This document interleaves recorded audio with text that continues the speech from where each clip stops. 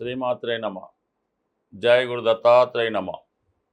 ఈ వీడియోలో మనం ధనుస్సు రాశి వారికి డిసెంబర్ 21 నుంచి 27 మధ్యలో జరగబోయే వార ఫలాలు పరిశీలించినప్పుడు ధనుస్సు రాశి వారికి ఒక గొప్ప అదృష్ట యోగం, పూర్వజన్మ పుణ్యాన్ని ఈ జన్మలో అనుభవించే విధంగా ఒక గొప్ప యోగం అన్నది ఈ వార ప్రారంభంలో రావడం జరిగింది.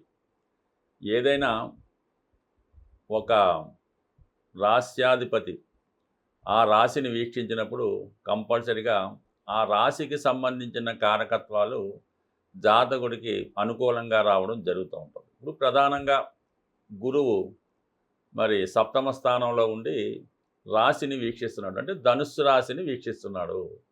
అందువల్ల ధనుస్సు రాశి వారికి ముఖ్యంగా ఆరోగ్యం అన్నది అనుకూలంగా ఉంటుంది. ఆరోగ్యం అంటే శరీర ఆరోగ్యమే కాకుండా మానసిక ఆరోగ్యం, అలాగే సంబంధించినటువంటి బలహీనతలు వాటి నుంచి బయటపడి జాతకుడు సంపూర్ణ ఆరోగ్యంగా, అంటే మంచి అలవాట్లు, మంచి నడవడిక ఈ విధంగా ఉండే అవకాశం ఉంది. ఇది విద్యార్థులకే కాకుండా ప్రతి ఒక్కరికి కూడా ఈ హెల్త్ అన్నది తప్పనిసరిగా అవసరం. కాబట్టి ముందు మిమ్మల్ని మీరు సంస్కరించుకొని మంచి మార్గంలో నడుస్తారు. మరి గురువు కారకత్వాలైనటువంటి, అంటే ఇంకా భావాలతో ఏమి సంబంధం ఉండదు. గురువు కారకత్వాలు, గురువు ధనకారకుడు, ధనాన్ని ఇస్తాడు. సంతానకారకుడు సంతానాన్ని ఇస్తాడు. విజ్ఞానకారకుడు విజ్ఞానాన్ని ఇవ్వడం జరుగుతుంది. దాని ద్వారా మీరు వాటిని ఉపయోగించుకుంటే మీరు దానికి అనుగుణంగా ఎదగడానికి అవకాశం ఉంటుంది. మరి ఇప్పుడు రాశిలోకే రవి ప్రవేశించాడు, అంటే భాగ్యాధిపతిగా రవి రాశిలోకి రావడం వల్ల ముఖ్యంగా మీ తండ్రి గారికి కానీ మీ సంతానానికి కానీ అభివృద్ధి కలిగే అవకాశం ఉంది.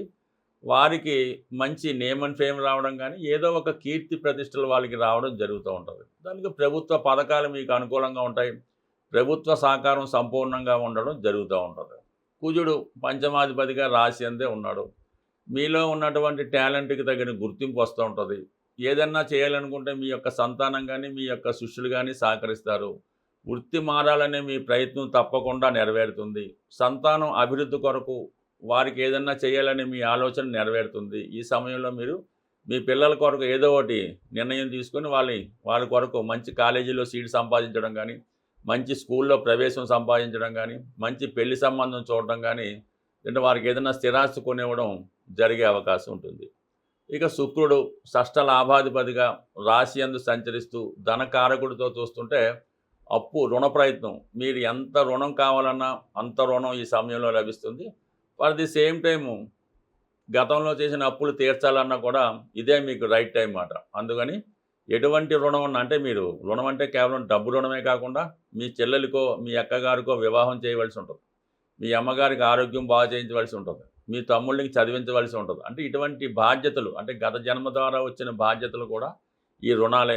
మనం చేసే డబ్బు అప్పు కన్నా ఈ రుణం ఇంపార్టెంట్. ఈ రుణం తీరకపోతే మనం జీవితంలో మీరు పైకి రాలేరు, మీ సంతానం పైకి రాలేరు, మీ యొక్క సమస్యలు కూడా అలాగే ఉండిపోతాయి. కాబట్టి ముందు ఈ రుణం తీర్చుకునే ప్రయత్నంలో, అది పితృ రుణమా మాతృ రుణమా ఆ రుణం తీర్చుకుంటే ముందు మీరు జీవితంలో పైకి రావడం జరుగుతుంది. మరీ ముఖ్యంగా మీరు ఎవరికైనా అప్పు ఉంటే, ఏదో మర్చిపోయో ఎంతో, అది ఎంత అవ్వచ్చు కానీ ఏదన్నా మాత్రం మీకు మీరు ఎవరికైనా ధనం ఇవ్వవలసి ఉన్నా, ఒక వస్తువు ఇవ్వాల్సి ఉన్నా కంప్లీట్గా దాన్ని మీరు ముందు తీర్చివేస్తే ఈ సమయంలో మీకు భగవంతుడు దానికి 10 రెట్లు మంచి అవకాశాన్ని ఇవ్వడం జరుగుతుంది. మరి వ్యయ స్థానంలో ఉన్నటువంటి బుధుడు కొన్ని సందర్భాల్లో మరి ఏదన్నా వ్యాపారం కొరకు పెట్టుబడి పెట్టడం కానీ, పిల్లల చదువు కొరకు కొంత ధనాన్ని ముందుగానే పే చేయడం కానీ, గృహానికో మీకో అవసరమైనటువంటి ఎలక్ట్రానిక్ వస్తువులు, కంప్యూటర్లు, ల్యాప్టాప్లు కొనడం కానీ జరిగే అవకాశం ఉంది. మొత్తం మీద ఈ వారం అంతా చాలా బిజీగా, చాలా ఉత్సాహంగా ఉంటారు. ఎక్కువ ఆధ్యాత్మిక కార్యక్రమాల్లో ఉంటూ మీరు మంచి దారిలో నడుస్తూ 10 మందిని మంచి మార్గంలో పెట్టే ప్రయత్నం జరుగుతుంది. సాధారణంగా మనం ఈ గోచార ఫలితాలు, అలాగే మనం నక్షత్రాన్ని బట్టి జరుగుతున్నటువంటి దశలు, అంతర్దశలు, అలాగే గోచారం, ఇవన్నీ కూడా ఎంత అనుకూలంగా ఉన్నప్పటికీ కూడా ఒకసారి ఈ జాతకుడికి అనుకూలమైనటువంటి ఫలితాలు రావడం జరగదు. దానికి ప్రధాన కారణం ఏంటంటే, మీరు నివసిస్తున్నటువంటి గృహం. అలా ఏదంటే మీ యొక్క వ్యాపార సంస్థ. అంటే మీకేవైతే చరాస్తులున్నాయో అంటే ఎక్కువగా ఆస్తులు, వీటిలో ఉన్నటువంటి వాస్తు దోషం మీ యొక్క జాతక ఫలితాల్ని, అదృష్టాన్ని ఆఫ్ చేయడం జరుగుతూ ఉంటుంది. సో, ఈ విధంగా మీరు నివసిస్తున్న గృహాన్ని ముందు సరిజేసుకుంటే, ఈ గోచార ఫలితాలు గానీ, దశ, అంతర్దశ ఫలితాలు గానీ అనుకూలంగా రావడం జరుగుతూ ఉంటుంది. ఉదాహరణకి, మీ గృహంలో తూర్పు దిక్కు దోషం ఉంటే, రవి యొక్క ఫలితం మీకు పొందలేకపోతుంటారు. దానివల్ల ఏంటంటే అనారోగ్యం, నిరుద్యోగ సమస్య, యజమానికి అవమానం కలగడం జరుగుతూ ఉంటుంది. అదే ఆగ్నేయ దోషం ఉన్నప్పుడు శుక్రగ్రహం ఆగ్రహానికి గురవుతూ ఉంటాడు.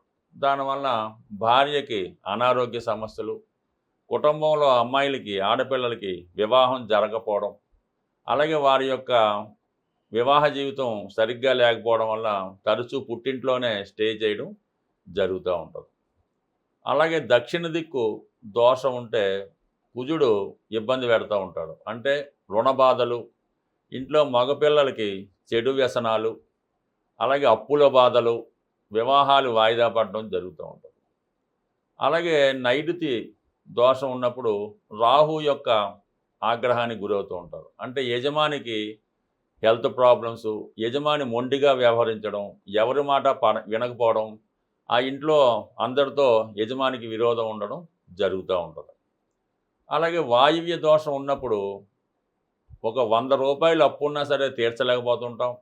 ఆ ఇంట్లో ప్రేమ వ్యవహారాలు, అక్రమ సంబంధాలు, అలాగే జోదం, ఎలాంటి వ్యసనాలకు లోనవడం వల్ల అటు యజమాని, అలాగే పిల్లలు కూడా ఇబ్బంది పడుతూ ఉంటారు. ముఖ్యంగా అమ్మాయిలు ప్రేమ వ్యవహారాల్లో చిక్కుకొని ఇబ్బంది పడుతూ ఉంటారు. అలాగే ఉత్తరం దిక్కు దోషం ఉండడం వల్ల ఆర్థికపరమైన సమస్యలు, స్త్రీలకి అనారోగ్య సమస్యలు, మరి ఆర్థిక సమస్యల కారణంగా ఇంట్లో పిల్లలకి వివాహాలు చేయలేకపోవడం జరుగుతూ ఉంటుంది. ఈశాన్య దోషం వల్ల గురుగ్రహం ఇబ్బంది పడడం వల్ల మరి ఆ ఇంట్లో శుభకార్యాలు వాయిదా పడుతుంటాయి. ఎక్కువగా ప్రథమ సంతానానికి ఉద్యోగం లేకుండా ఇబ్బంది పడుతుంటారు.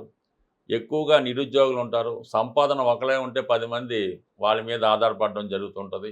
ఎప్పుడూ ఆర్థికపరమైన సమస్య ఏదో ఒక ఆనయాలతో రావడం జరుగుతూ ఉంటుంది. అంటే ఈ విధంగా 8 దిక్కులు మరి జాతకుడి మీద ప్రభావం చూపుతూ ఉంటుంది. ఇందులో ఈశాన్యం అన్నది ప్రథమ సంతానం మీద, ఆగ్నేయం అన్నది ద్వితీయ సంతానం మీద, వాయువ్యం అన్నది తృతీయ సంతానం మీద, యజమాని నైరుతి మీద ఈ విధంగా ఇబ్బందులు ఉంటుంటాయి.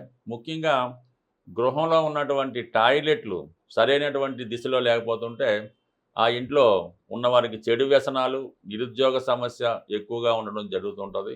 ప్రధానంగా ఎవరైనా జీవితంలో మీకు వచ్చినటువంటి గోచారం కానీ, దశలు కానీ అనుకూలంగా ఉన్నా కూడా జాతకం ఫలించలేదంటే కంపల్సరీగా మీ యొక్క గృహ సంబంధించిన వాస్తు సరిచేసుకొని తర్వాత చిన్న చిన్న పరిహారాలు చేసుకుంటే ఏ గ్రహం ఇబ్బంది ఉంటే ఆ గ్రహాన్ని ఇంప్రూవ్ చేసుకుంటే ఆటోమేటిక్గా మనకు ఆ ఫలితం రావడం జరుగుతుంటుంది. చిన్న రెమెడీతో పెద్ద ఫలితాన్ని సాధించవచ్చు.